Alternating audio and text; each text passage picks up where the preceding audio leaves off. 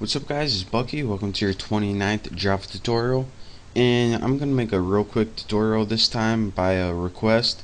I'm going to show you guys how to sum all the elements in your array, or to use all the elements in your array in any calculation. So let's go ahead, and in order to do that, the first thing we need is an array. So I'm going to name mine Bucky as usual. I'm going to make the array initializer, so you don't need to add the number, it'll do it for you. Say you wanted to average the ages of people. Go ahead and write however many elements you want in your array, it doesn't matter. I'm going to have, let's see, 1, 2, 3, 4, 5 people. These would be their ages or anything. Once you have an array, and I just use an object initializer, or excuse me, array initializer, go ahead and make a variable called a sum, or some variable you can use to keep your total of all your elements. And make sure to set it equal to 0, because that's what you want it to start out as. The next thing we need to do was, like last tutorial, we need to make a for loop. And this is going to loop through every element in the array. So of course, let's go ahead and make a counter variable. And since the first index of every array is 0, we want to start at 0. And then just do the little array length. So what's this? Bucky length. And this will give you the length of this array.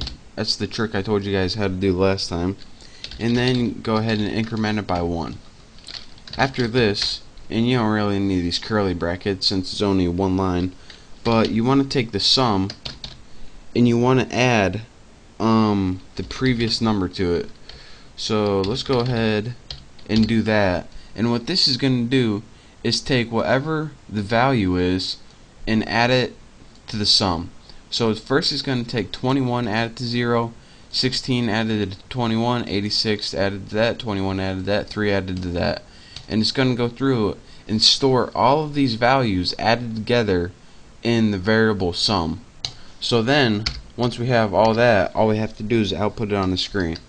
So let's go ahead and put system out print line, or whatever print you feel like using.